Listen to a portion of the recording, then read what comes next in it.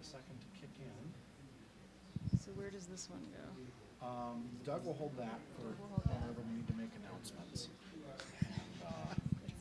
Your job. Okay, That's so, why I so did the I will best. go up here. Yeah, just speak into that mic, and I'll make sure I bring down the effects for you. Don't move it because it's separate. Maybe Doug, you should hand her this one. Should I just stand like?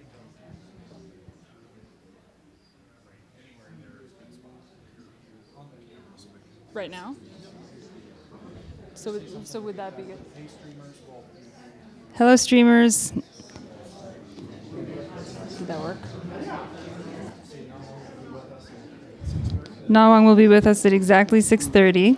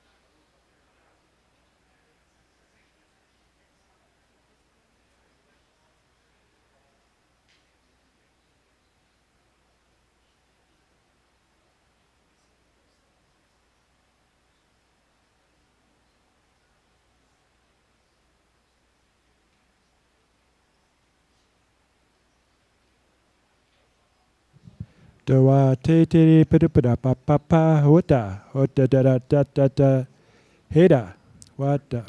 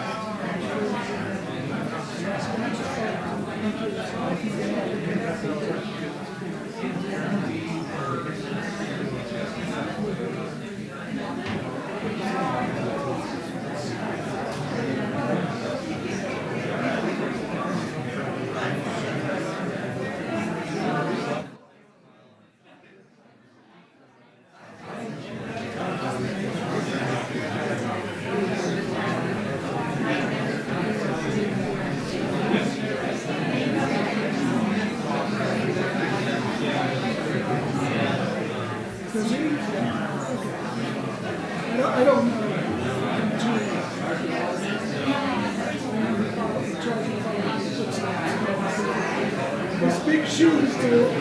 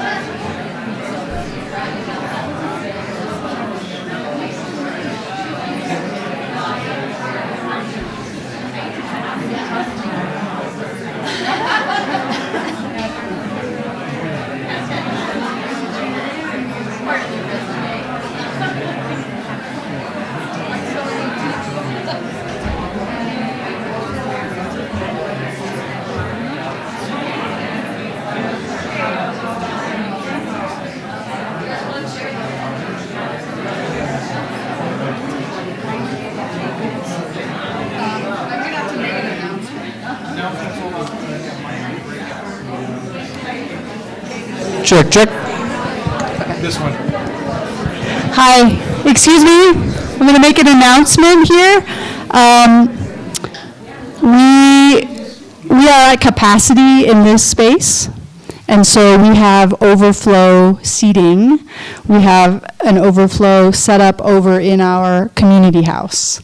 And over there we have a screen set up, and we're all set up for the live stream. We're going to be live streaming globally anyway. And so what we would ask is that those of you who don't have a seat right now, if you could go over to the community house, or if anyone's willing to volunteer to go to the community house for the first half of the show and enjoy the show on the screen over there. We have a nice couch, comfy chairs. And then maybe if you would like to offer your seat to someone and do some trading at the intermission, I don't know how we want to work that out, but we definitely can't fit any more people in this space safely. So, so all of us who are standing need to go. Yeah, just everybody seated. If you have an actual seat, you can stay, but we can't have people sitting on the floor or standing. Thank you so much.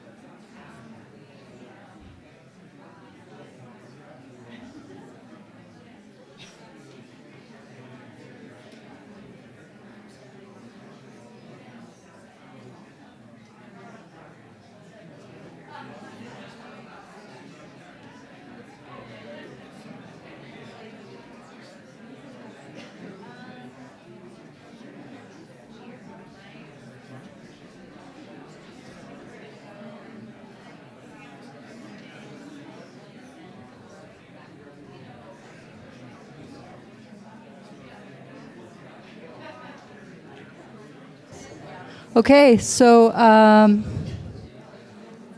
our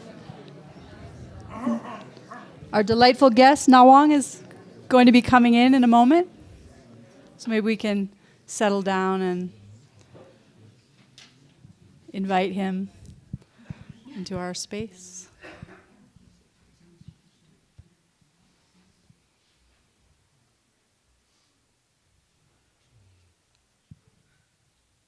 I'm interested to know, raise your hand if you've been here in the chapel for Mass or other community events. Yes. Wonderful. Yeah.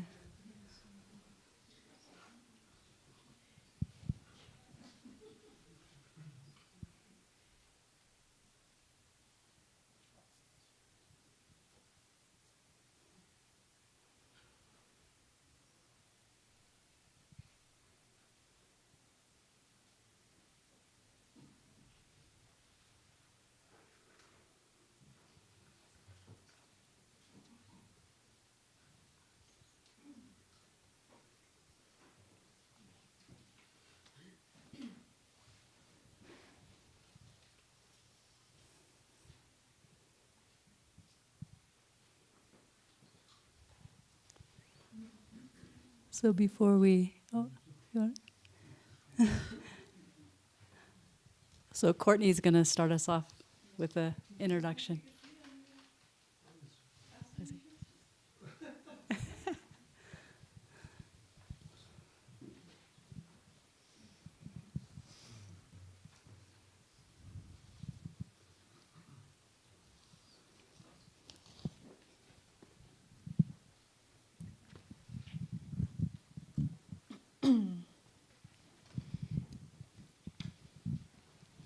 Hello, everyone. Wow, look at this packed house. I'm just so honored and delighted to welcome everyone here to the Center for Contemplative Research, the CCR, formerly known as the Nada Hermitage. This is a huge proportion of the Crestone community, I think, that we have with us here tonight, and what a what a delight to have you here. We also have probably 100 people joining globally on the live stream, so thank you to all those people. We are just delighted to have you here. I know we've been laying low in Crestone for a few years. We see this really as an opportunity to connect with you all and also express how honored we are to be kind of shepherding this center that was founded by Father Eric, who's here with us tonight, and his Carmelite friends. And we really hope to be able to carry forward the spirit of what they created here. I know that every time I step onto this property, I can feel the decades of reverence and practice that have happened here, and we really want to honor that and carry that forward. My name's Courtney Johnson. I'm the executive director of the CCR. I'm joined by colleagues and volunteers here. We are all representing the vision of our founders, Lama Alan Wallace and Eva Natanya, who are themselves in very deep retreat right now. So they're not joining us this evening. Deep retreat is something we do a lot of around here, and it's important to protect that. But they are thrilled that we're having this event and that Nawang has been able to join us tonight. I want to share a few words about what we are doing here. I know it's probably been a little bit of a mystery to the community since we got here. And I just love that this is happening on the equinox. Today is the autumnal equinox. It's a day of perfect balance. The day is exactly as long as the night. And if I were really to try to capture what we do here at the CCR, that's the perfect word for it. It's balance. It's really trying to cultivate internal balance, mental balance, so that can really ripple outward into the world, interpersonal balance, societal balance, ecosystemic balance, at a time when we may be in for a bit of a rough patch as humanity. But we really think that a lot of those challenges that we face come from our mental afflictions. They come from our internal challenges that kind of ripple outward. So we can start with ourselves in terms of helping get to balance. So the way that we do that here is through what we call contemplative science. And we're not the only ones to call it that. This is sort of an emerging discipline and a growing discipline in the world, looking to bring really tried and true techniques from the ancient wisdom traditions, sophisticated techniques from across the world into conversation and collaboration with more contemporary, sophisticated methodologies as well, especially coming from the world of science. Both worlds have really, really enormous things to offer. And the way that we do that here is, there are a few avenues, but it really orients always around contemplative practice. So we have people here at any given time, probably between 10 and 15 people in full-time, intensive, long-term retreat. And they are, they've been preparing for years. We call them the Olympians of the mind. And they are really doing deep practice here, exploring the nature of reality in mind and sharing the fruits of that with the world. And one way that happens is through research. We have a real emphasis on empiricism and research and really acknowledging that the discoveries and insights through meditation can be empirical, right? And so we are collaborating with scientists all over the world, neuroscientists, psychologists, physicists, to make sure that our methodologies are really clean and that we can show the world what a kind of transformation can happen through contemplative practice. So we have studies going on here. There will be results of that published hopefully in coming months and years, and more studies over time. We have centers that will grow in Italy and New Zealand as well. And so that's sort of the beginning. We also will be developing educational offerings, and so versions, toolkits of these practices that are secular and accessible to people who may not have experience. You don't have to be an advanced practitioner to benefit from these techniques. So really want to invite people not just into stress reduction and focus, to be a better worker or that kind of thing, but also really deeper inquiry into what it means to experience genuine well-being as a human, questions of ethics and intention and emotion and spiritual meaning. So we want to push the envelope a little bit when it comes to what mindfulness practice means in the world. So stay tuned for those offerings to come in the next year. And finally, we really want to encourage dialogue across traditions. We're practicing in the Buddhist tradition here at this hermitage, but people bring other practices as well from other traditions. And we would want to inspire people to go deeper in other traditions because there are so many avenues to this kind of flourishing. And I can't imagine a better place to be doing that than Crestone, this extraordinary, heterogeneous spiritual community where that is a very honored way of approaching things. And so I would love, this has been a long time in the making, a dream for many, many years. We were looking for the right place, raising money. I want to thank all of our really grassroots supporters over the years who made this a reality, and people who will contribute in the future as well. You'll have an opportunity to donate tonight if you feel moved to do so. Really, it's just the beginning for us. This is a fledgling organization, and we have a lot of work to do. So, but really, we always like to say that the greatest gift you can give is the gift of your own practice, your own mental balance. To the world. So I would love to invite Father Eric to say a few words as someone who really created this space and knows this community so well. We were just delighted to have you here.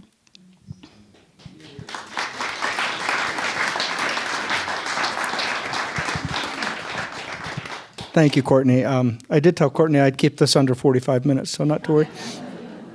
I didn't create this space, but I was one of those. 40 years ago, I was pounding some nails up in this bell tower.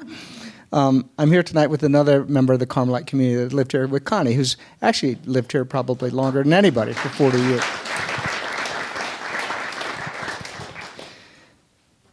When we first came here 40 years ago, I knew it was home. It felt like home. And it was such a privilege to have a center here, to work here, to pray here, to live here, to share this space with others. It was just an incredible gift for us. And so when we had to make the decision to sell Nada, because of aging bodies and fewer numbers in the late teens, when we signed with Darlene, hi Darlene, it was a painful decision. It was a hard decision to make. And during the years we had it for sale, we just kept hoping and praying that the right group would come to us. The right group would find us. And we had a number of prospects. Some we thought, well, maybe this is it. Maybe this is it. And we had some we thought, oh, I sure hope this isn't it. I sure hope this isn't it. But then at the very beginning of the pandemic, through what we would just call miraculous circumstances, we won't even get into it all, but through our very good friend, Eva Natanya, who had been coming on retreat for many years, she introduced us to Lama Allen, and they did an online retreat from here because they couldn't go over to Italy and do it where they had planned because of the pandemic. We fell in love with Lama Allen, and he fell in love with his property. And we felt immediately that this is the group. We had a deep intuition. We had been so hoping for a group that would love and respect the sacred land that we were entrusted with for all those years, as we had loved it. We were hoping for a group that would honor the silence, the solitude, and the contemplative tradition that had been formed so much a part of our lives. So when a group called the Center for Contemplative Research comes along, it seemed, well, from a Christian perspective, this was a God thing. That these were the people we not only thought should have it, we thought this was the group that was meant to have this property. And so I can't tell you how grateful we are that you are all here. And I'd also say this was our intuition that this was the right group. And it doesn't happen often, but we were right. This is the right group. And 3 years on now, since they've had it, our prayers have been answered in spades. When I see the work that Lama Allen, Eva, Doug, Courtney, that all of the people have put into this, the love they put into it, the hard work they put into it, you are a great gift to us, and you are certainly a great gift and will be a great gift to this community of Crestone for many years. So thank you.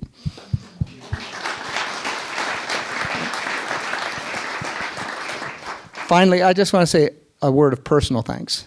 40 years ago when we came here, we were one of the first religious communities to come into Crestone with several other religious communities. We wouldn't be here without the vision and the wisdom of Hannah Strong and her husband Maurice.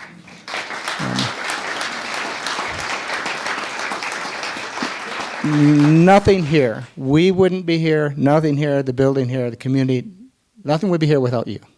So we're very grateful. We were sad to have to sell, but we hope that you are pleased and justly proud that your vision is being carried into a next generation. So thank you, Hannah.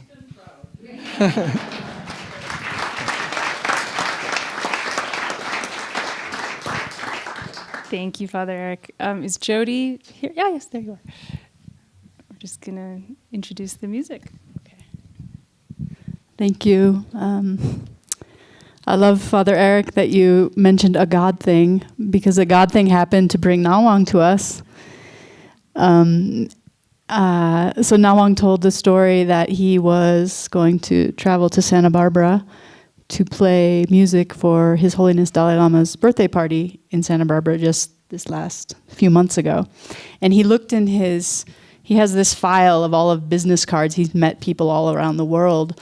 And he was looking in this card file, and the first card that came up was the Santa Barbara Institute of Consciousness Studies, Lama Allen's institute in Santa Barbara. And he said, I think I get the story right. He said, I'm going to reach out. I'm going to call these people. And so he reached out to Lama Allen and offered to come here. And it was at the same time that this summer, were thinking we would really like to reach out to the community. We've been hermetic and quiet for 3 years, and we'd like to reach out to you guys and offer something. And so Nawang came and gave us this opportunity to connect with the community and share his incredible music. And I also want to say, personally, it's a God thing for me. I've been here.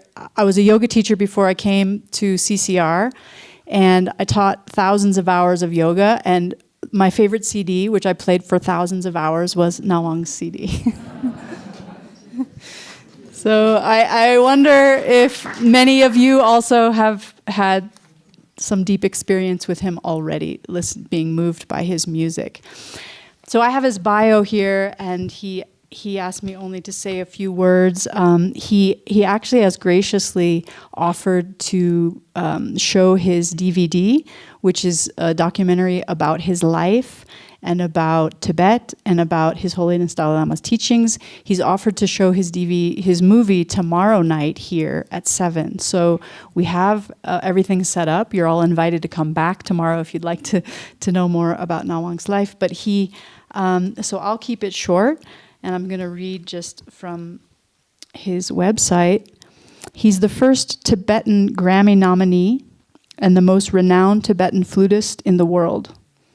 He has won multiple awards from Tibet, India, Nepal, and the United States of America.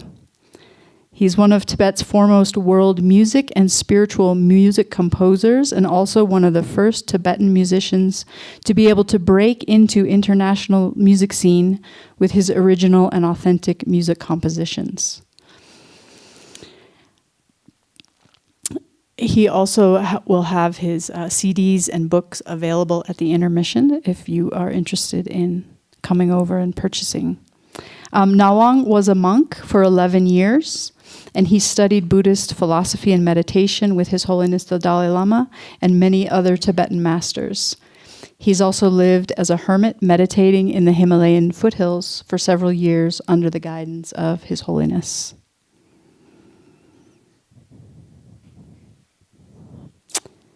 There's so much more to say here, but I'm going to stop, and I'm going to let Nawang share his gift with us. So thank you, Nawang, for being here.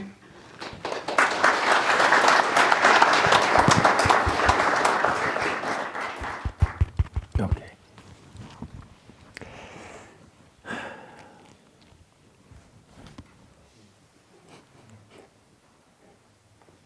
Hello, everybody. So happy. And after we went through such a pandemic situation, so I hope we can celebrate.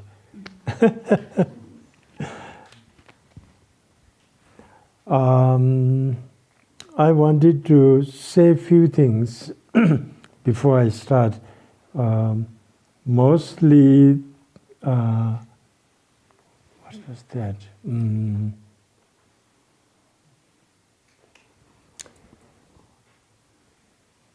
Sorry, your name?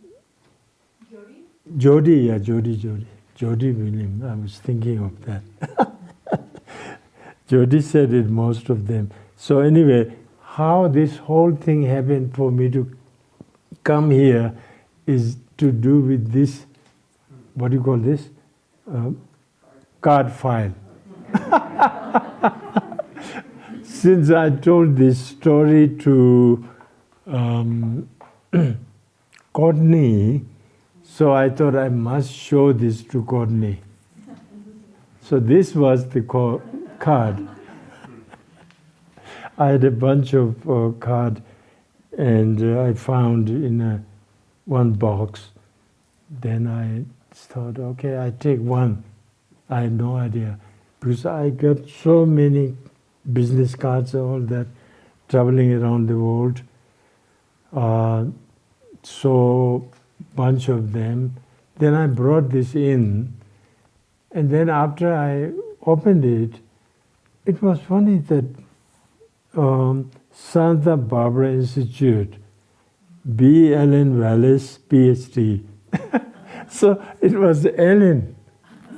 So I said, wow, and I was going to Santa Barbara within few days, and looking for an alternative place to stay. And so that's what happened. And I called Alan, and he answered the phone. This must be many years ago, okay? Maybe 10 years ago. So anyway, Ellen picked up, but Ellen wasn't staying down there. But anyway, somehow, one to another, then recently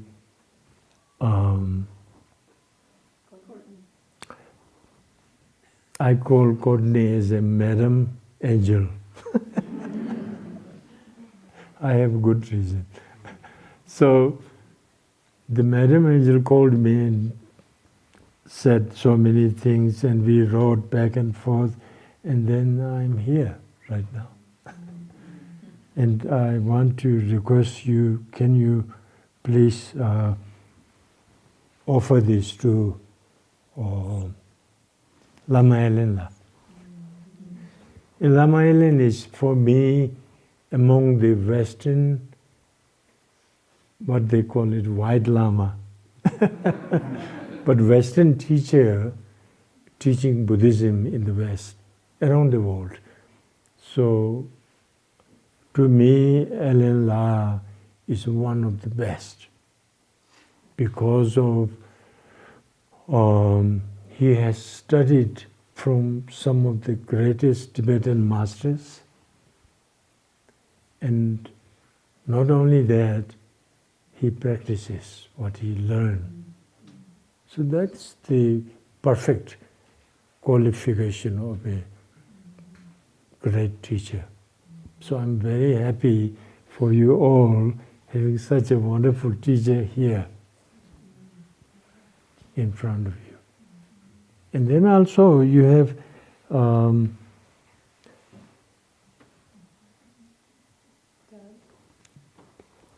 Doug here, Dzogchen teacher, who happens to be, actually I had a car accident some years ago, so I forget everything, especially the names. So Doug happens to have a huge book on White Lama, actually, Bernard something, you know, that who went to Tibet, one of the earliest one. So my book is a tiny baby book, you know, it's nothing, huge book, my God, and teaching Dzogchen and wonderful, you know. So I feel you guys are very fortunate to have, especially Lama Elena living here and teaching, and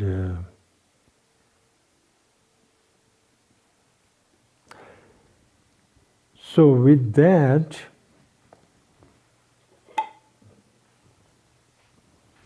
actually, are we going to make a 3 session or just 1 session? It's already 7:02.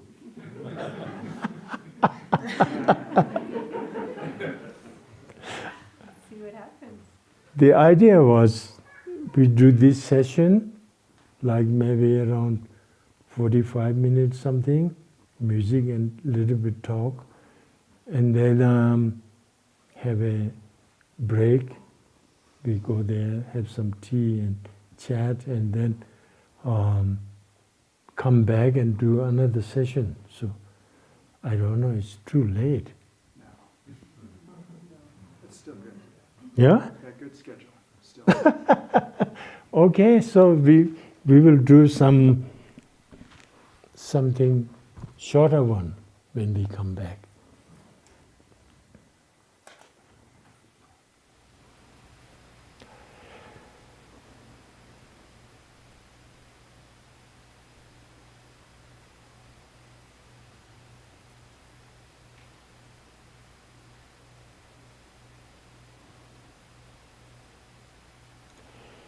May all be kind to each other.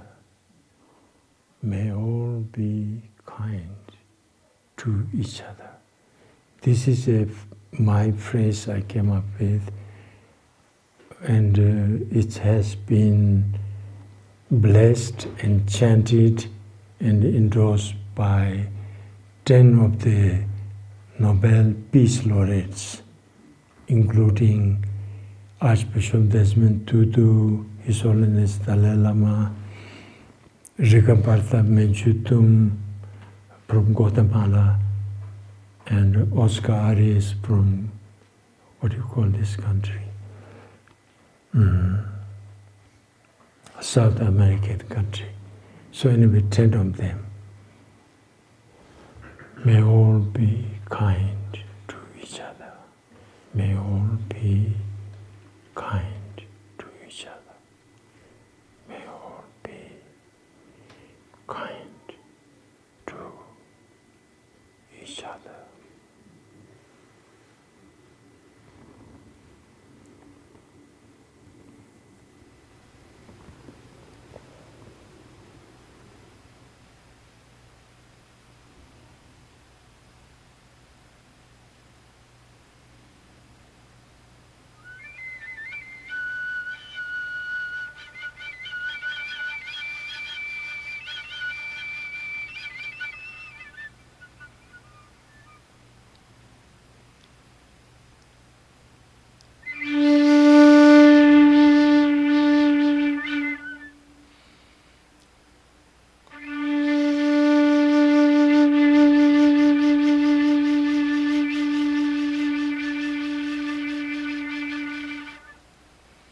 It's not working. Not working. Yeah.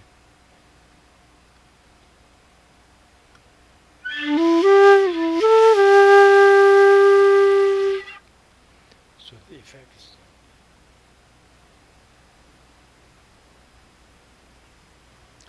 So I have certain condition of sound.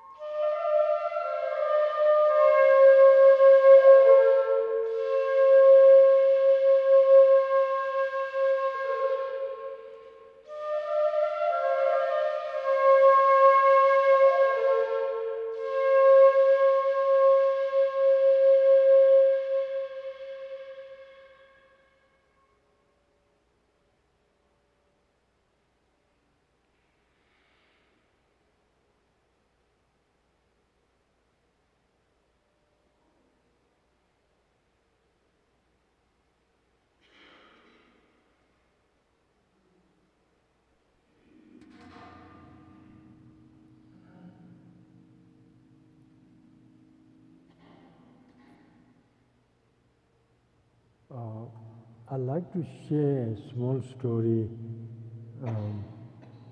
That song just I played, it's called the Karuna song.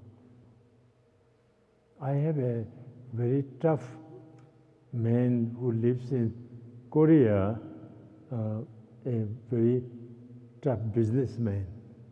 And he is the kind of runs the Nike shoe, business in Korea. His wife told me that when his mom died, he didn't cry. But that song, when he heard the CD, Karuna, so she said he cried. So that's really interesting. Well, this next, I'm going to sing, I'm going to do a chanting, and this is, of course, Tibetan longhorn. And the chanting is, I'm going to do a chanting in overtone chanting. That is the universal compassion chant composed by Shanti Deva, 8th century Nalanda master. He wrote a poem called, book and poem called Scripture.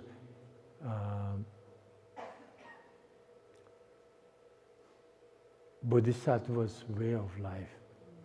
And the phrase goes something like that. For as long as space endures, for as long as suffering sentient beings are there, may I remain until then and solve their suffering forever. So I will chant that same poem in Tibetan,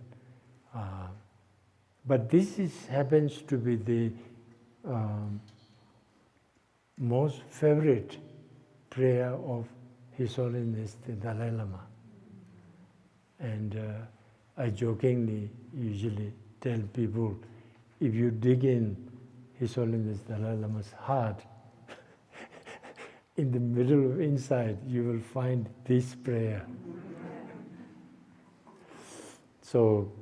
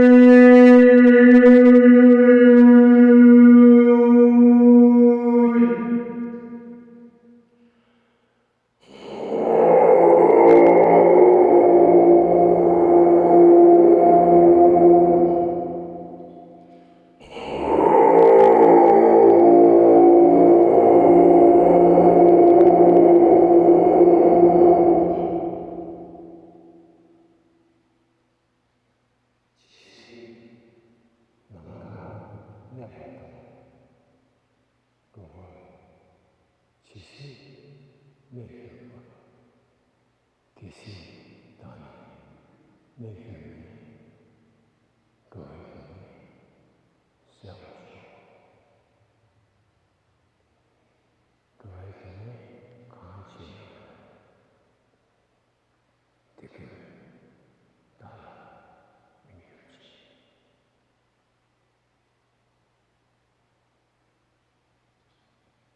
I added a two-phrase extra. It actually comes right after that universal compassion chant, which I love so much. The two phrases also I usually chant when I do. It's a very beautiful. It says, whatever kind of different suffering of sentient beings have, may all that ripen upon me. And then whatever dagim malu termisho, whatever good merits are within me, may all those ripen on other sentient beings. So it's a beautiful practice. You can try. Okay?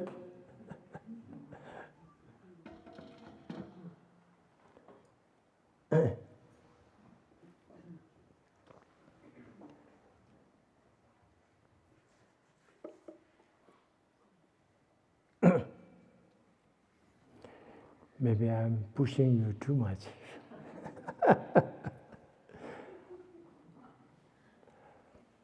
So this is the concert is titled on Sound of Peace. So this is really the song called Sound of Peace. And I had the great honor to open the first ever Earth Summit at New York, United Nations. So the guy called me and said, Nawang, I want you to play this, your Sound of Peace song to open the Earth Summit. So of course I said yes. So that was such a great honor for me, because we Tibetans are not allowed to come in the United Nations, represent anything. But first time as Tibetan to open the Earth Summit, that's something else for me. He let me dress in Tibetan. I'm sharing you some good news.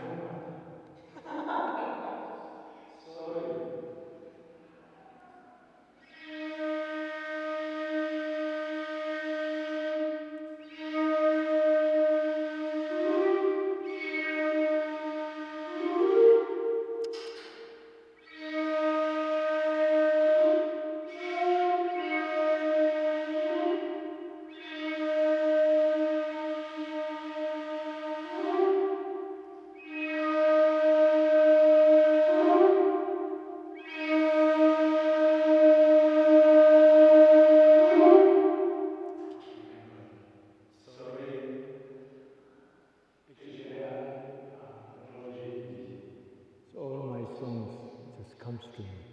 But few songs I memorize. That's against my rule. So this is one of them. So I messed up here.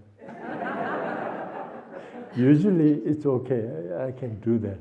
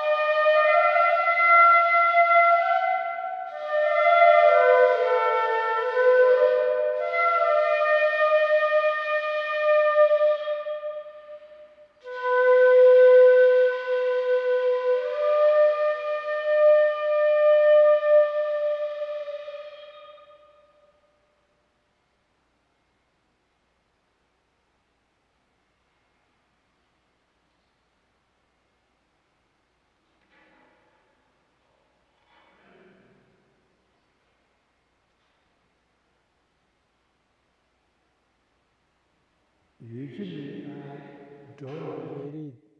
This is a real Australian Aboriginal instrument called didgeridoo.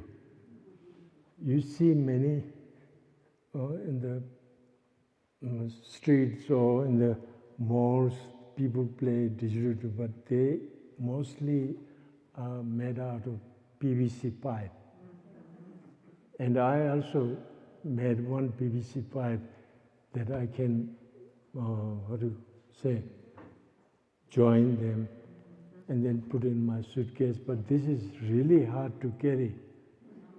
So I hardly carry anywhere. But this time, very kind, Scott, where are you? My driver who gave me lift.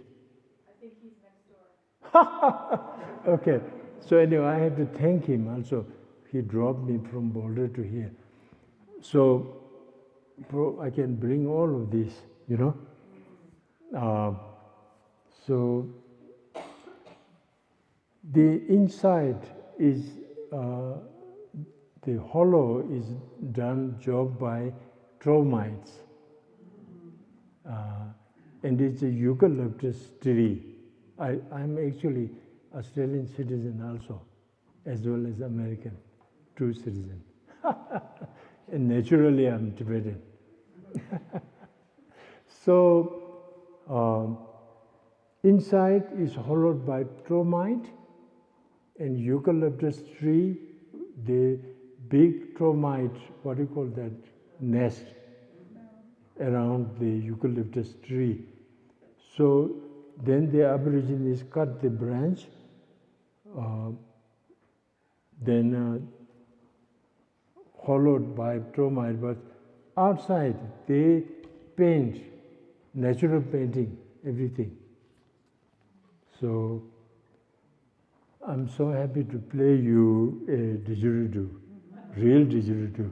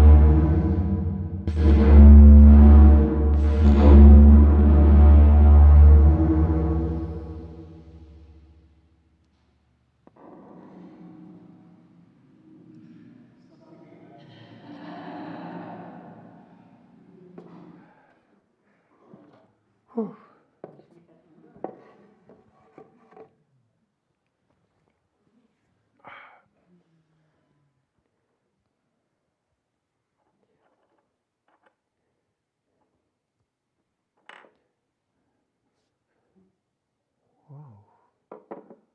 Oh, the water is gone. It's a nice surprise, otherwise.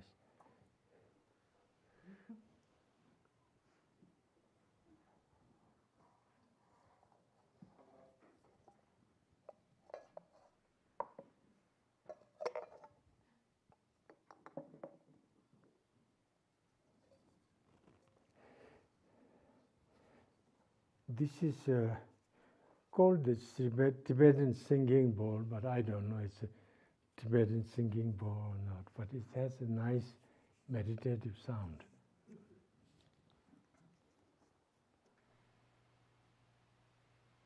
I hardly play this one.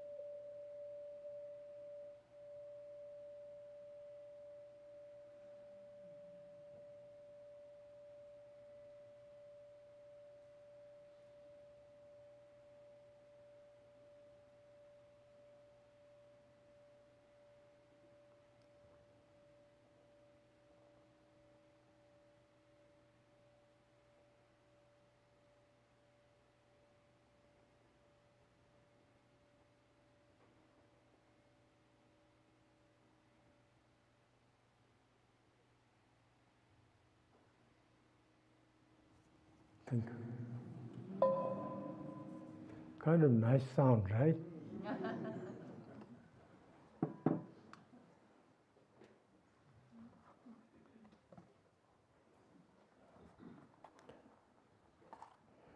This is called the phantom of the flute.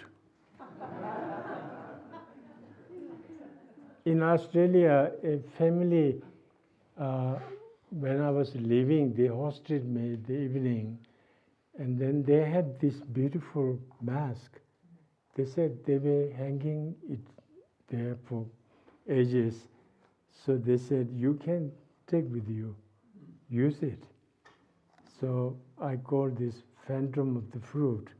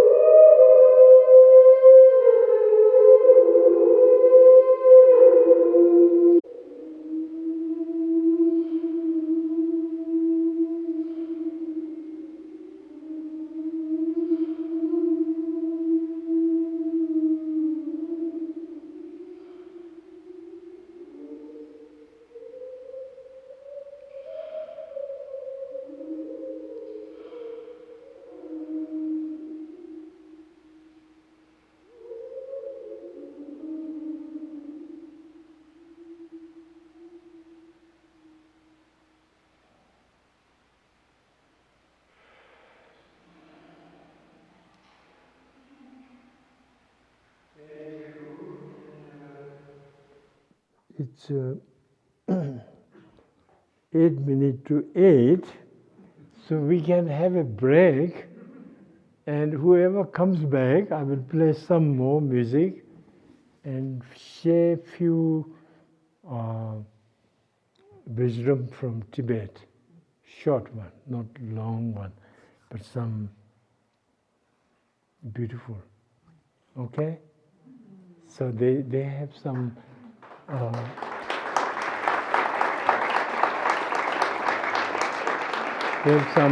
tea, whatever, cookies, and I saw Harley making. You made the cookie, right? Somebody was making. Thank you. So see you maybe after half an hour. Yeah? Half an hour break. 8:15, okay. American time, 8:15.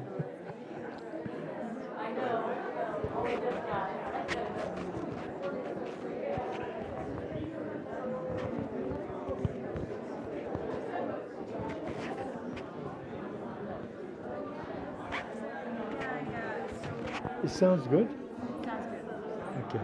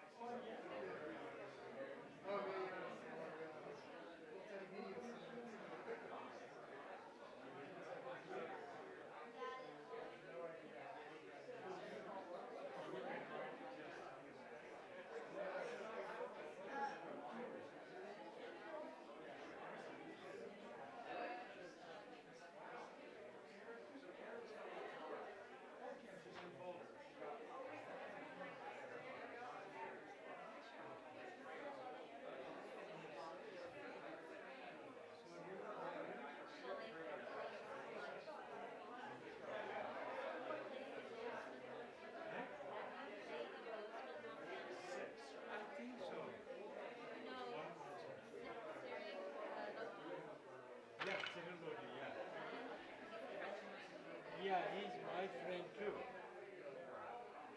So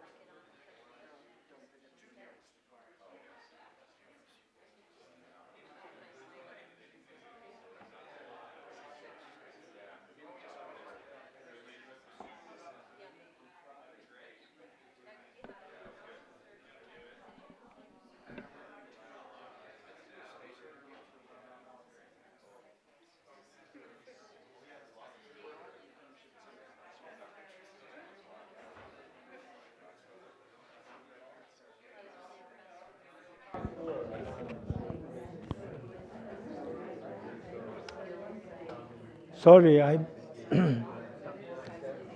have to thank you too. No worries. Happy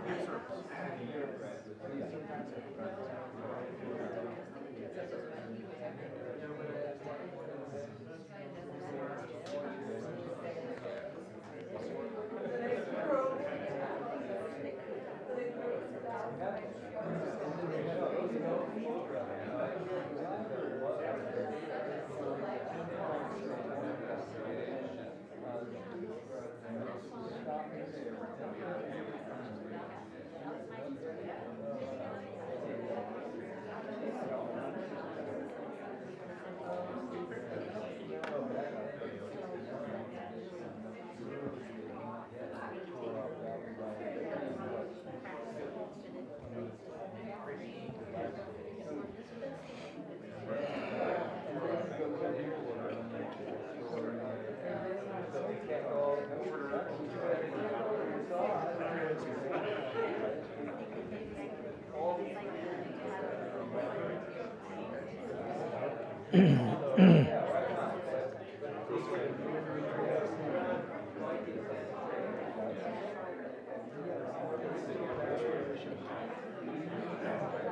of service.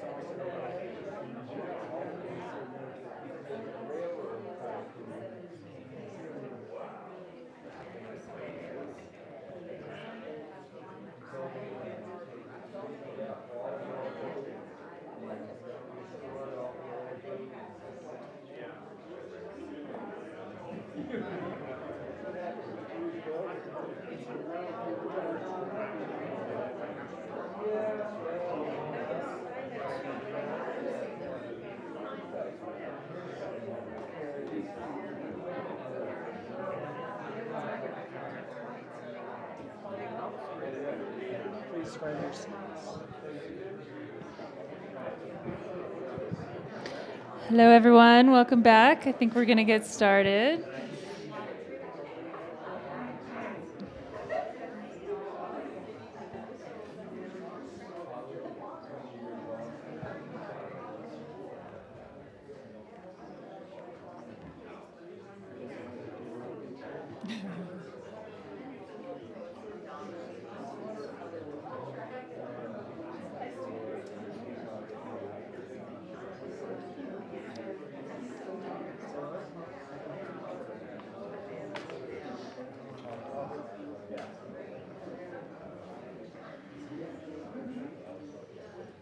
Should we dim the lights already?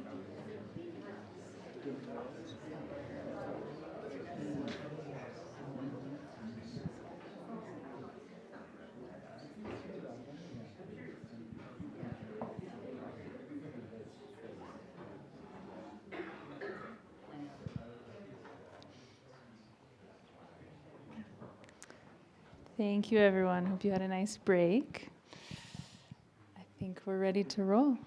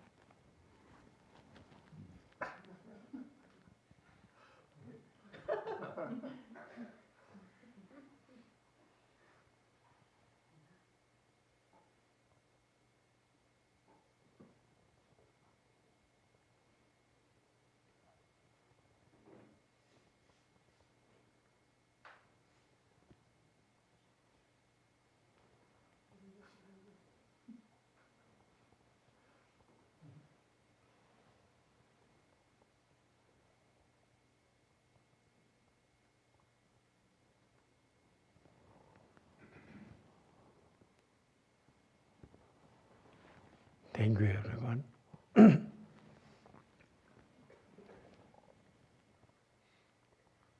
Meditating with me.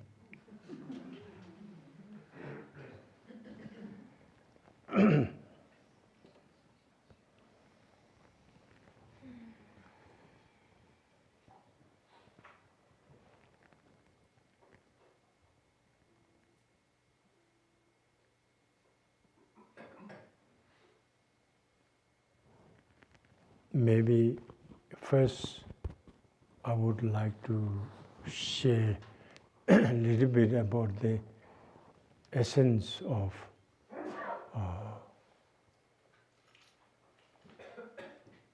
Buddhism or the Dharma, and then at the end I will play few songs.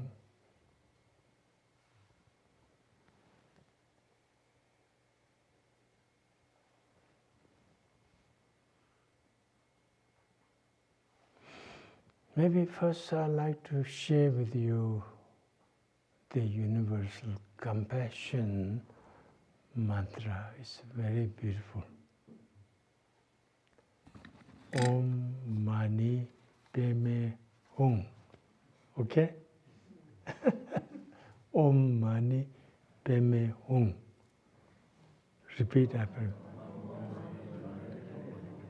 Actually, I received the blessing from His Holiness Dalai Lama directly. One time I had a private meeting, so I asked him, please, can you pass that to me? So he said, okay. So it's as well as I received in public big ceremony also. And I will tell you a short story. It truly happened in Australia. I became very good friend with the Australian family, and I shared some essence of Buddhism to them, and I shared the transmission of this Om Mani Padme Hum blessing to them. And after maybe 15, 20 years after, one day I was going from Dharamsala, where Dalai Lama lives, from there to Delhi. And I was in the bus, so next to me sitting a Western nun, and we started introduce each other. And when I told her my name, Nawang Khechog, my name is Nawang, she was in total shock. She said, "It can't be you, come on." And then she said, "Do you recognize me?" And I have no idea who she was. But so it happens to me, she was that family lady who somehow become Western nun. And she was so excited. We were traveling all the way to Delhi together. So she told me her daughter got married to Indonesian family. So their tradition is such that some lady go into trance, and she has to approve that, say, oh, it's okay, you know. Her daughter is okay to marry with their son. So anyway, they did that whole trance thing and all that. So when the lady done the trance prediction and all that, and then she said after some time, she felt very spooky in her body, like somebody is trying to come in her, very weird feeling, spooky and weird. So she said very quietly, she said, Om Mani Padme Hum. Very quietly, Om Mani Padme Hum. So that thing just left, totally left. And then she goes home and tells her daughter what happened. And the daughter tells her that same thing happened to her too, but she did the same thing. In Tibetan, we don't think Om Mani Padme Hum is any powerful mantra, but universal compassion. You want all sentient beings free of suffering. So that must carry some power, right? So I was very happy to hear that story to her, and I shared with a lot of people. So, Om Mani Padme Hum, Om Mani Padme Hum, Om Mani Padme Hum, Om Mani Padme Hum, Om Mani Padme Hum, Om Mani Padme Hum, Om Mani Padme Hum, Om Mani Padme Hum, Om Mani Padme Hum.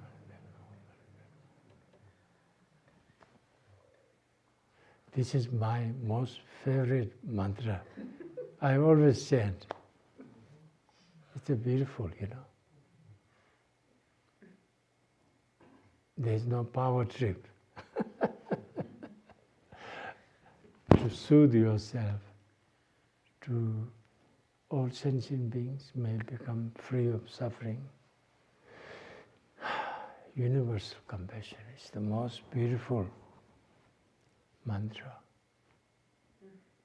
So you can cherish that and recite whenever you want. And whenever you feel sad, chant that. It makes you quite happy, really. It's beautiful.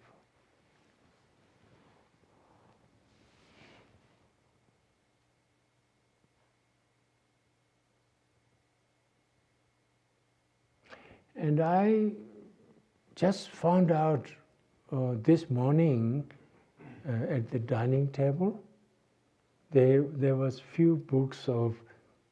quite a few books there. Actually, Ellen Wallace has written like 40 books. 40, right? 40 books. There was few. So I saw the Lojong and mind training books. So, wow, the two of them there. So I had to buy it. So I bought two of them. And it seemed to be this space is the Lojong center, really.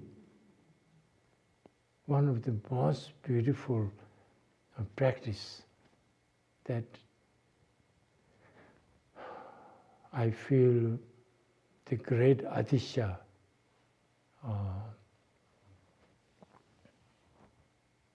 brought the Lojong training in Tibet.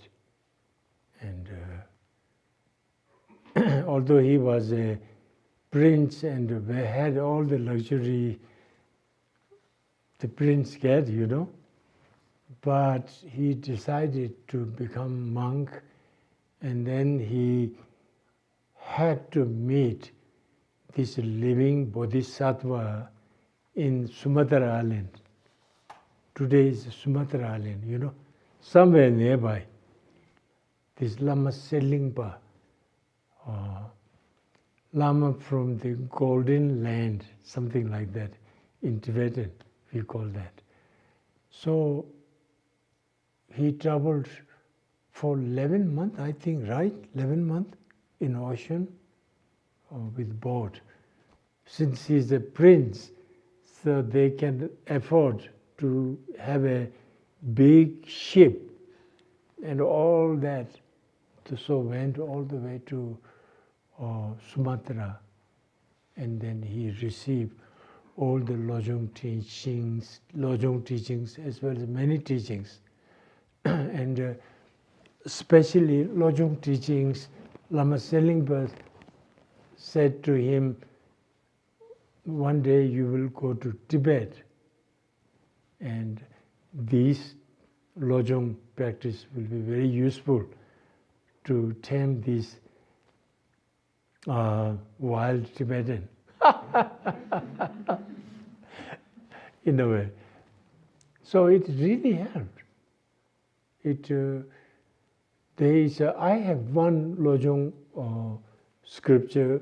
I keep that next to my bed, on a table. I still have that. It's called Lojong Gyazama. All kind of different Lojongs. And so Lama Selingpa brought this to Tibet. And sometime there is a kind of legendary story in Tibet. They say if you go to Tibet, somehow you don't know why, but you feel happy. So I think, of course, the land is such pristine and beautiful. I'm not talking about today, okay? Before Adisha's time, it was so beautiful. The land, everything so pristine, and there are Lojong is scattered everywhere. Even His Holiness Dalai Lama say, a butcher who kills animal, but on his lips he would say, "Mage Simchen Tamje," all mothers, sentient beings, Om Mani Padme Hum, some prayer at least to these animals. And Tibetan culture, they keep some fat in the kitchen nearby. So each time they see that, they say Om Mani Padme Hum. So it's not like a God or Buddha given us to eat that, so it's totally fine to eat these meats. No, these animals are for survival. Yes, sometimes you consume these things, but Tibet especially, nothing else grows there in the nomadic land. So they look after the yak, and also they eat meat. So, but they say prayers, and they feel for the animals too. So Lojong is brought to Tibet by Adisha, and it's spread all the four traditions, Nyingma, Kagyu, Sakya, Gelu, Chonang, all the different traditions practice Lojong. Because of, I feel, great Adisha. And his principal student, Dromtempa, cultivated genuine bodhicitta within. So in Tibet, it's everywhere. People with leprosy is like abandoned people. Nobody go there, nobody touch them, right? But in Tibet also there is people with leprosy, certain places.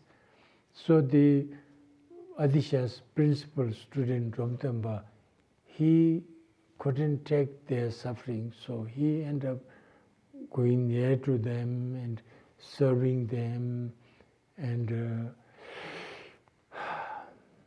even he was contacted the Nze.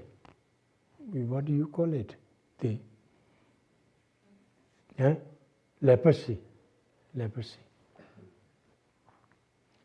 And many people practice Lojong and Bodhicitta able to cure the leprosy.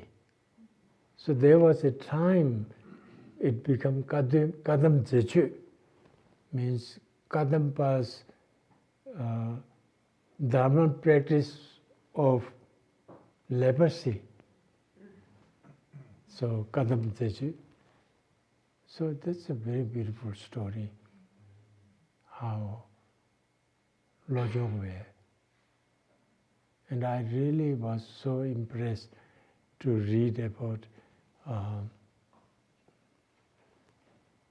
Lama Allen's Lojong teaching books.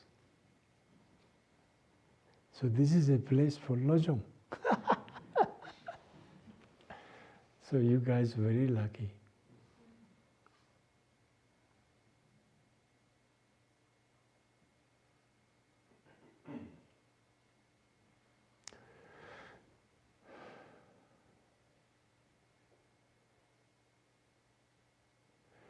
So when you cultivate genuine compassion to others, love, compassion, kindness, and close feeling to other beings, other people are no longer like indifferent people.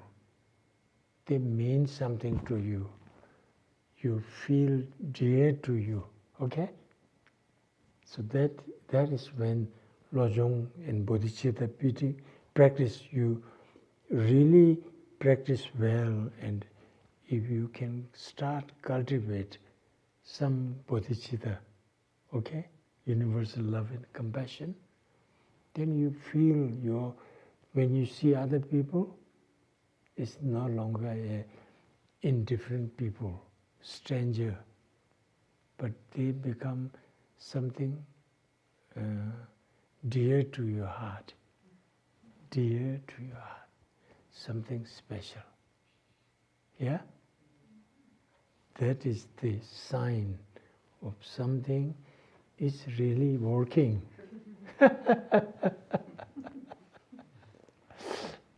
This Lama I received, which I want to transmit to you, the 8 verses mind training, Kunulama Rinpoche,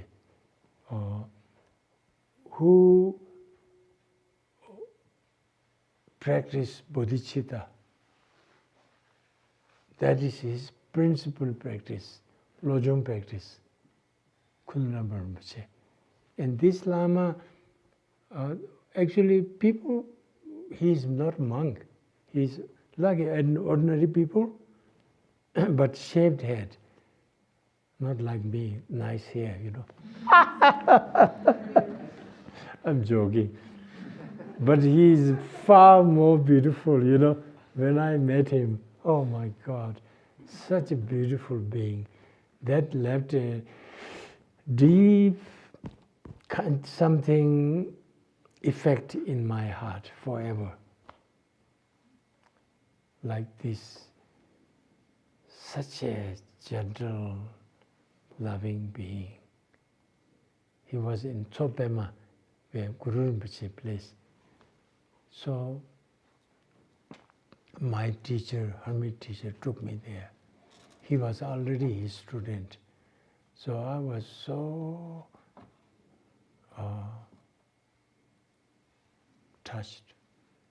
So he said in Kham area in Tibet, there are certain meditators. They meditate 8 years, 10 years, 12 years, just only bodhicitta, only mind training. Really, only. And then gradually they transform their heart and mind.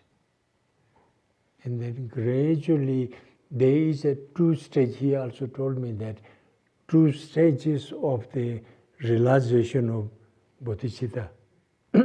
First is called the Tsöje Gnyoa, the experience with effort. So you practice your meditation, like all kind of lojong, or exchanging oneself with other, that kind of practice, or looking every sentient being, all humanity as your kind mother. Really meditating every day, that's a very powerful too. And then gradually, when you, with this practice, meditating for hours and hours, and then slowly something start affecting in your heart. Yeah? Start feeling very, others means something dear to you. Right?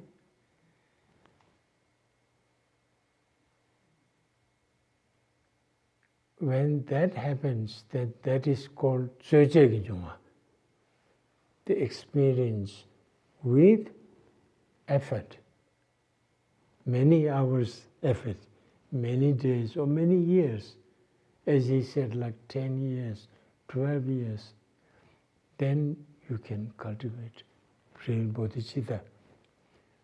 So then he said, if you keep practice for 8, 10 years, 12 years, then it becomes effortless. Then what happens is So it's like effortlessly you rise compassion, closeness to other sentient beings, just like that. If you see sentient being, you feel so close. Or if you remember sentient beings, you start rise compassion, closeness, affection, love, kindness. Right? So that's effortless. So it's like the perfect example. I find the Olympic gymnasts, right? I mean, they practice so much, my God, so hard, and then they're able to do the flip on the, what do you call that, wood? The beam. Eh? The beam. Oh yeah, the beam. What the American, this champion, the black lady, what's her name? Simone. I'm one of her biggest fans. Oh my God, that's amazing. What she can do, you know. And they all. But that happens because of their strenuous, right? Training and effort, and gradually better and better. The same thing with realization also. If you want to be bodhisattva, it's all there. You have all the teachings in this beautiful Dharma center. You know, you have one of the best teachers here, Ellen Wallace.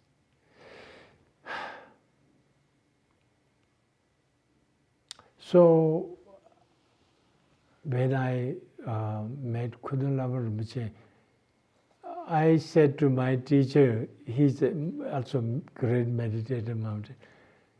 I said to him, "Oh, my Guru, I don't get any teaching verbally from him, but if I can hang around him, just like that, I feel like it. Many good things will rub off on me."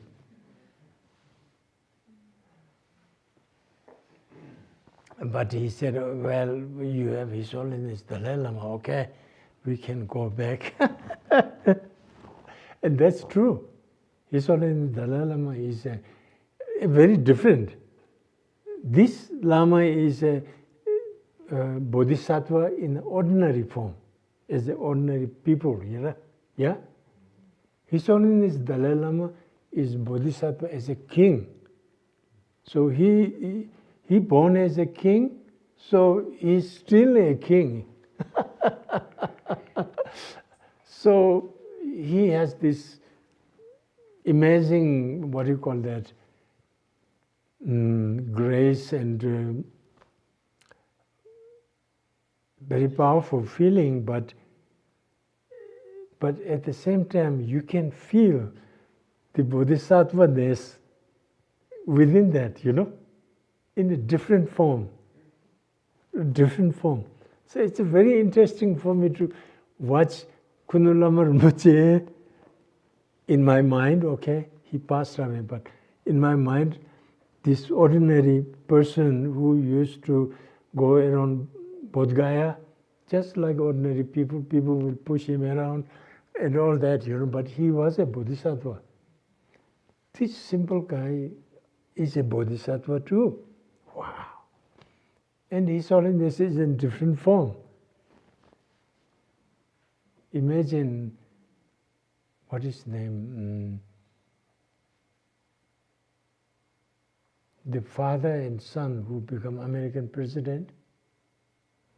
Bush. The George W. Bush, if he become bodhisattva. But he is a really good friend with His Holiness Dalai Lama. I know that. Really good friend. Maybe something rubbed off to him.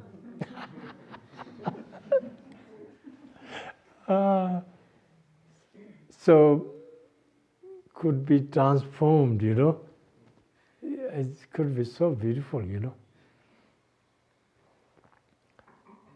So anyway,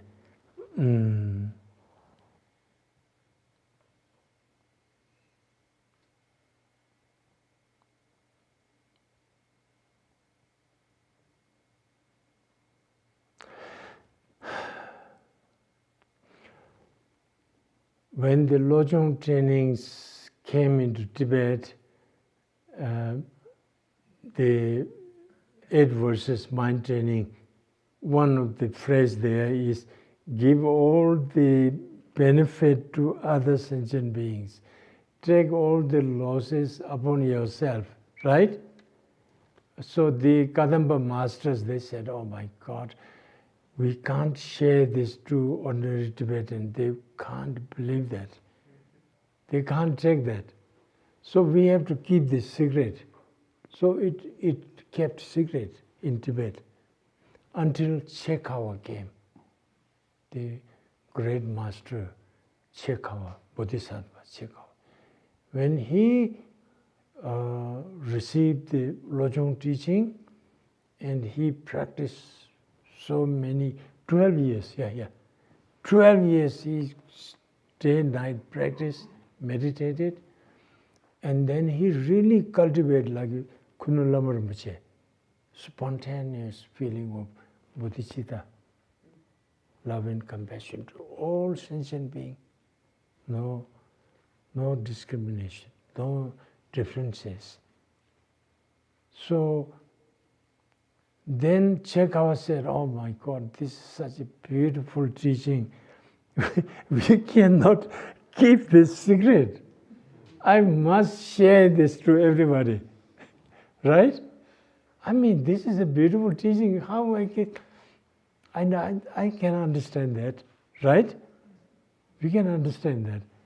So anyway, so he said, I'm going to share this to everyone. So Chekawa is the one who made it public, in public domain. So shared everyone, shared everywhere.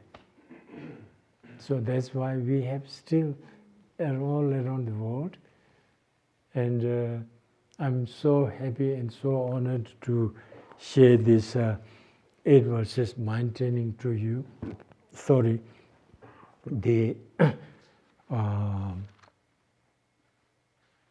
I will recite in Tibetan and see whatever you get, you get.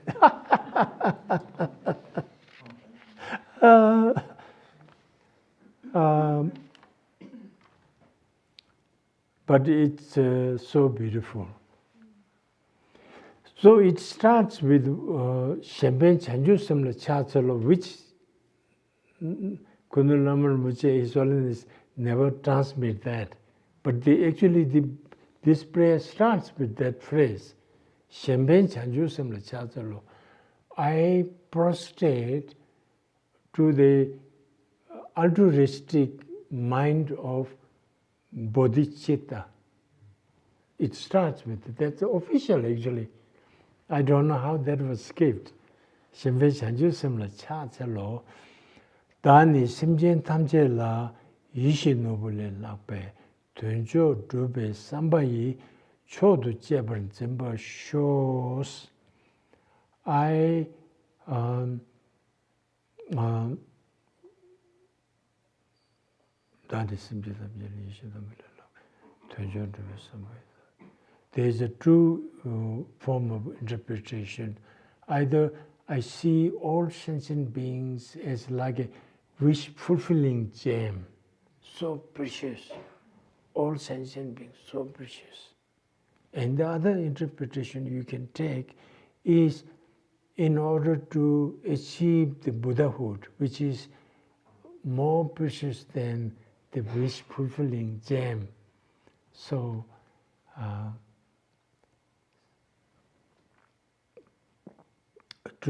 therefore, may I cherish all sentient beings from deepest inside my heart and mind to all sentient beings. Okay? The first verse, done. It's a beautiful one. That's like one of the most powerful teaching in this 8 verse. Loving, able to love all sentient beings, regardless. The second one is Kandu Sudan Robas, Dani Kule Mendash, Shela Sambatawayi, Chodo Jeban. It's the humility. You can love people, but same time you are not humble, very humble to people, right? You think you are some little bit better than them. Or something like arrogance comes in, right? But while you're loving all sentient beings, but simultaneously able to maintain humanity, maintain, what do you call this? Humility in your heart. So here it was saying is, may I feel all sentient beings, everyone who walks on this earth, more supreme than myself.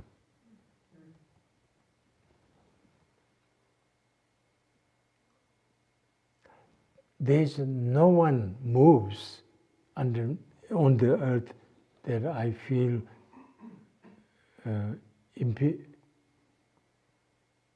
inferior. Huh? Superior than them. I will never feel that. All sentient beings, I will feel they are the superior. So here in the social situation, sometimes you have to maintain confidence, okay? Especially like, sorry, what's your name? Courtney, like she's the boss here, so have to maintain some kind of dignity, certain, you have to, work with people. But, so you can have a certain confidence. With certain situation, we can have like a, not arrogance, but pride. Some sense of pride, but maintain deep down, always maintain humility. I think that's a very beautiful. I think I can see His Holiness Dalai Lama. He is the spiritual and temporal leader of Tibet, So therefore he maintains certain confidence, right? But at the same time I see always certain humility. He goes all over the world folding his hand. I can't do that, you know. So anyway, that's a good one. Kandu Sudan Robos Dani Kunamilash. Shenla Sambataway, Chodo Chiban Zimba shows, Cholam Kundu Rangula Tojan Yimujimata Tashim Maro Chiban, Zendam Donin, Dogbar shows. This is also one of the fundamental practice that whatever activities you are doing, walking, whatever, working somewhere or lying down or whatever you're doing, always watch your mind. Is my mind is thinking some tricky stuff or cheating others or doing something nasty things, you know, always watch your mind, whatever activities you do. And when you catch them, then immediately try to stop doing the wrong things. It's a very good practice, right? One of the principal practice. Now the fourth one, Rangxing Yembe Simjeni Diktu Tamu Nantong Tse. Renjin Terdan Tebashi Yabaka Chenjin shows. Rangxing Yembe Simjeni Diktu Tamu Nantong Renjin Terdan Tebashi Yabaka. This is one of the rare and difficult practice. Sometimes people with very so much ego, so much anger, so much greediness, and overwhelmed with so many nasty stuff, and they do unbelievable things, you know. We know people, there are people like that. So,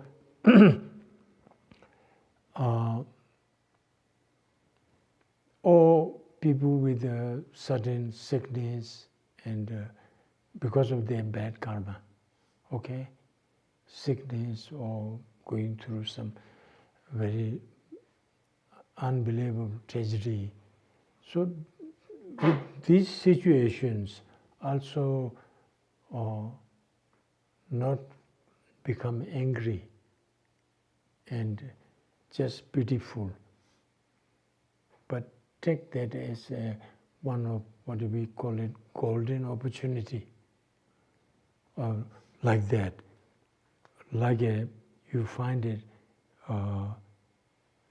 treasure that you practice here, cherish them, try to help them, whatever you can do. It's one of the greatest opportunity in your life. Then it's very, very good. Sometimes we will, in our Dharma practice, we will, what do you call it? Sidetracked, side fallen, right? Something like that. So therefore it is very important to try to maintain this kind of awareness. Dala shengi tado ki shigur laso mirebu chogarangi lembata jaga shelam bewa sho. Dala shengi tado ki shigur laso mirebu chogarangi lembata jaga shelam bewa sho. Here it says because of someone's jealousy, deep jealousiness, they will slander about you, they will speak harsh about you, and all kind of nasty things.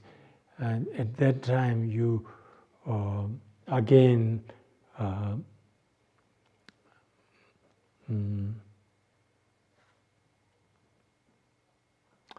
Rashing Bisham, the rigid the Tavanya, change show.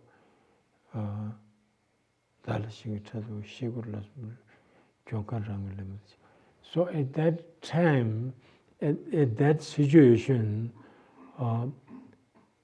although here it says due to jealousy, but I recently practiced, it's very useful. There was one guy who, out of his arrogance, he said something very nasty things that I don't remember anybody saying to me like that. Very nasty thing. But then I changed this jealousy into arrogance. Due to their arrogance, and then saying nasty things upon you, may I take the loss in me upon me and offer the victory to the other. When I meditated like that, it really helped me to calm.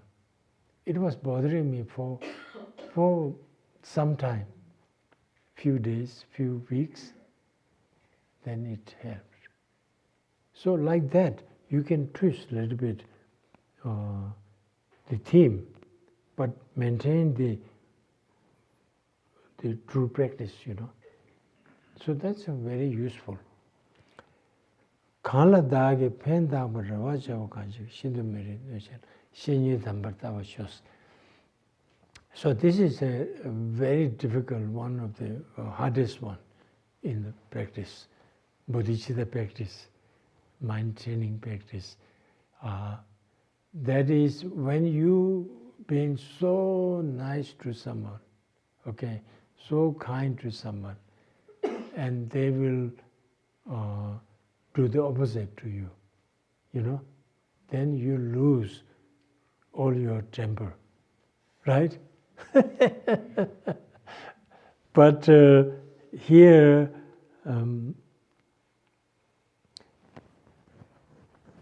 Langri Thambo, what he says is, here you take that as the greatest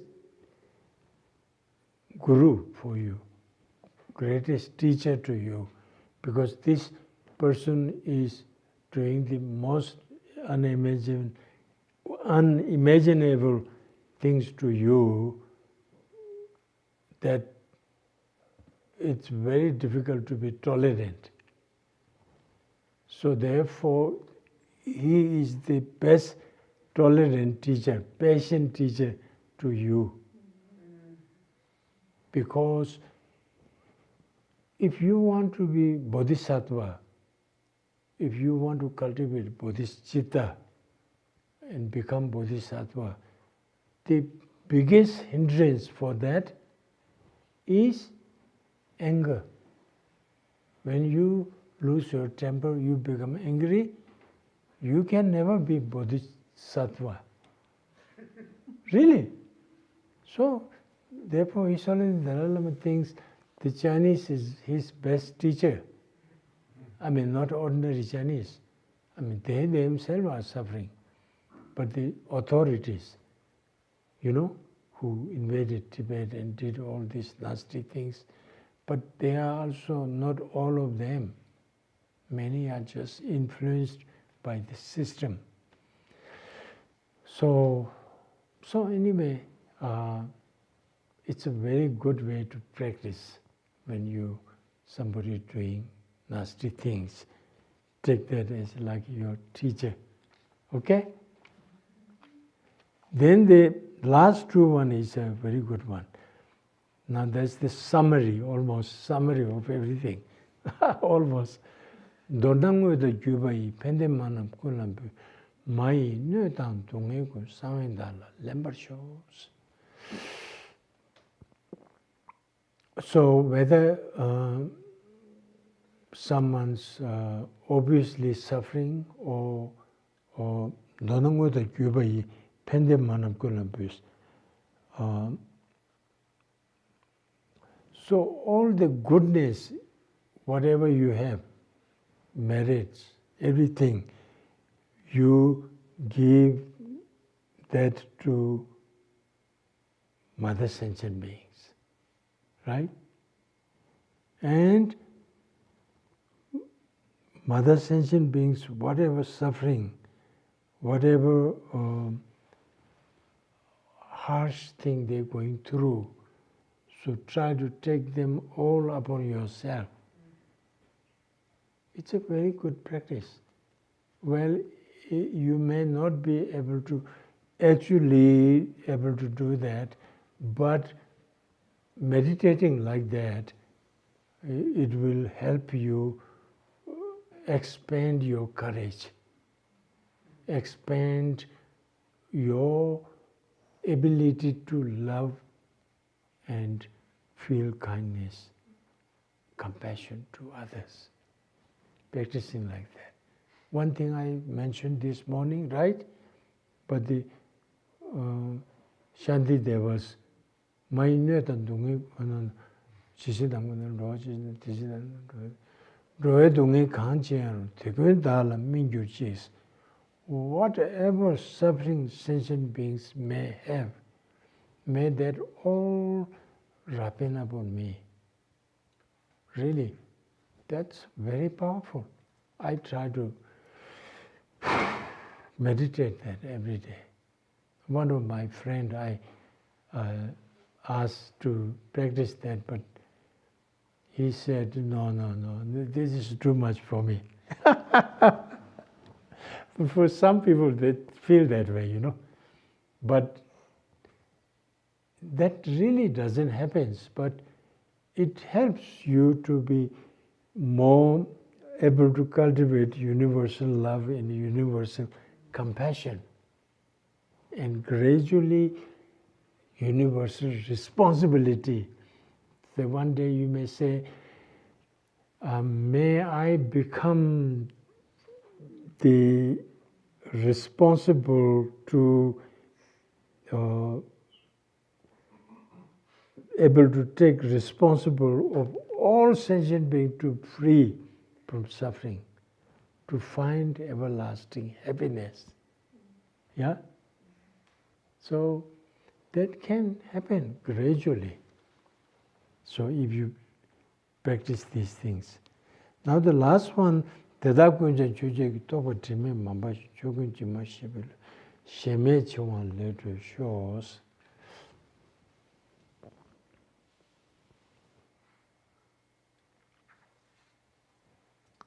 So that really, if I explain it most digestible way, what is always the Dalai Lama always say,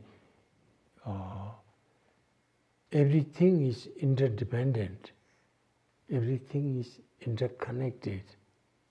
Huh? Actually, scientifically, that's the fact, right? It's proven. So, if we think that, then there is really no foundation or basis for our ego mind.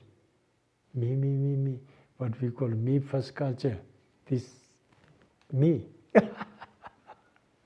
This ego, Ego is an exaggerated pride. It's an exaggerated mind. But if you dig in, it don't have basis. When you will finally find baselessness of the ego, okay? This extreme self-cherishing, if you can find the baselessness of them, then you can feel, let go that little bit, loosen up a little bit. Yeah? And that means actually you become quite find happiness, real happiness. The tightness holding here from our childhood till now, that can loosen up a little bit. And you are much at ease with other people. really, you become more friendly to other people. If people sometimes say nasty things, do nasty things, that's not such a big deal. Okay? It's okay. So like that, your life actually become more at ease. Yeah? So that means you finding a how to say, one very great ground for happiness. Happiness in life. It is the beautiful start of happiness when you find this at ease in you. Right?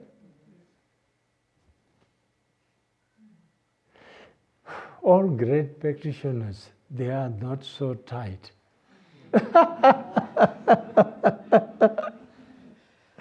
They are much at ease, right? If somebody is good Dharma practitioner, they are quite at ease.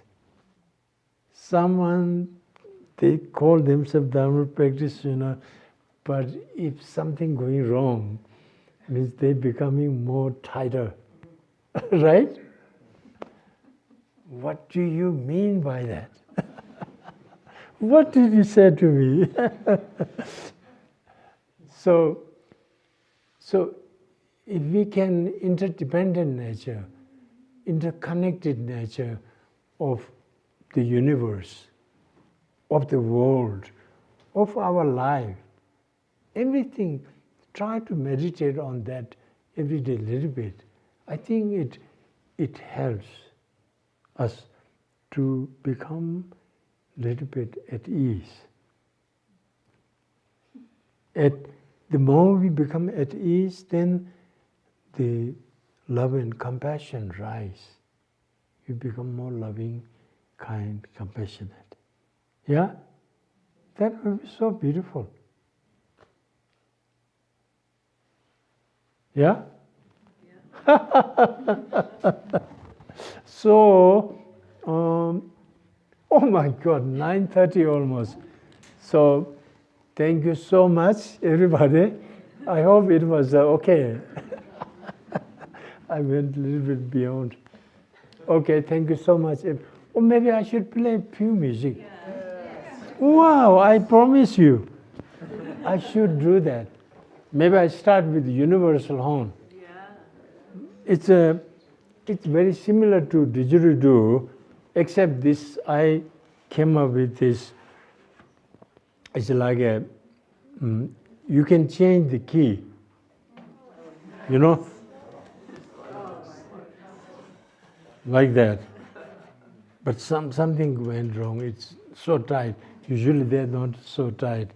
Maybe it needs some meditation of relaxation.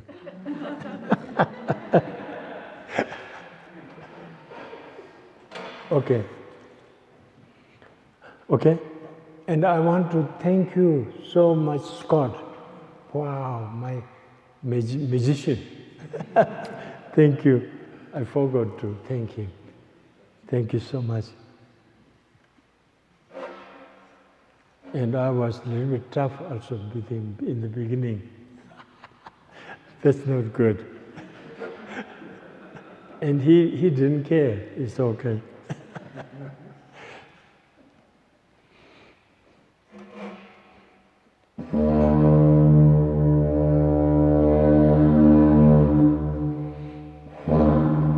Actually, I created this instrument myself.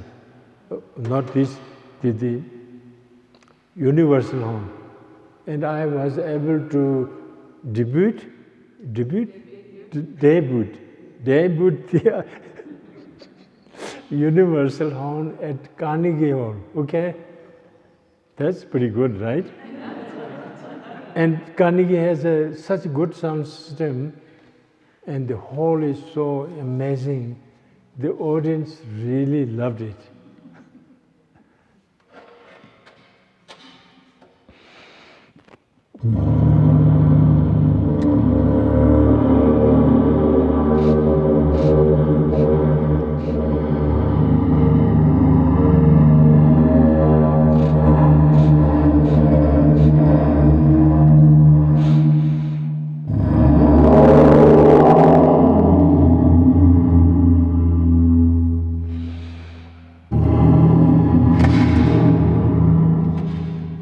if something went wrong here.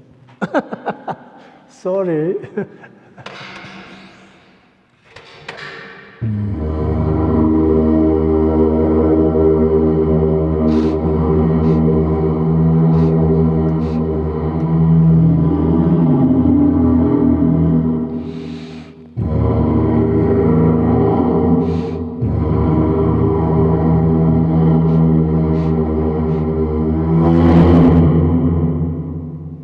So that's supposed to be wild yak.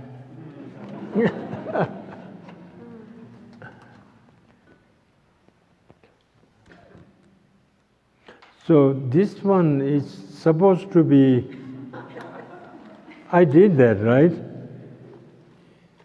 So it's a Republican who decided to become Democrat.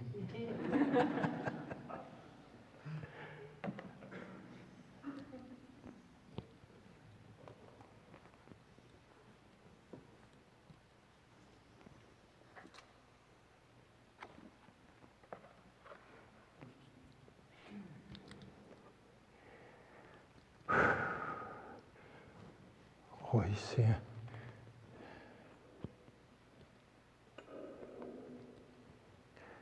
This is a cute one. They say ocarina is the origin of flute. This is quite nicely made. Did I play this one? No? This is nice. This is made quite, what do you call that? Indigenous kind of. But this is a modern one. Sounds a little bit better.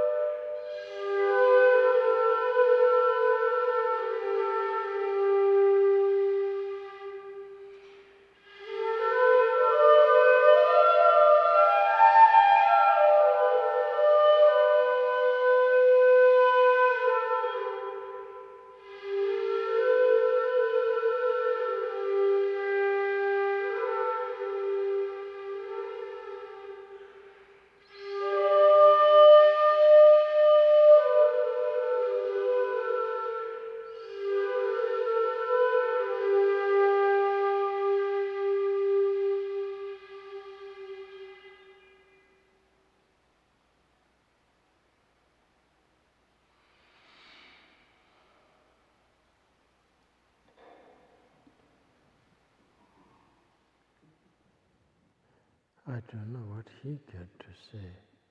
I didn't play?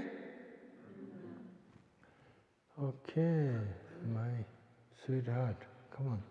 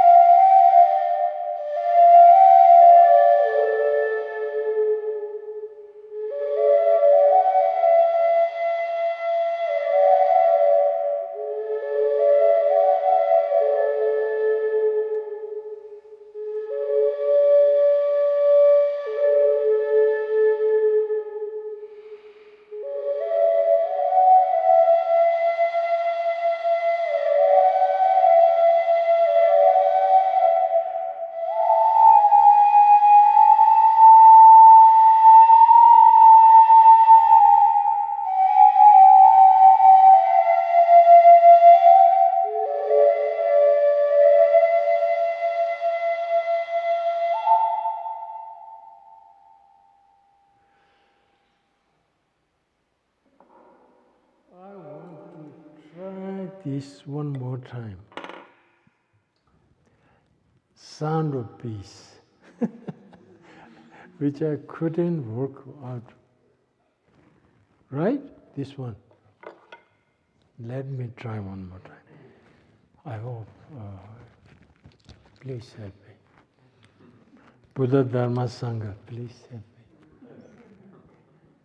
Lama Ellen, please help me.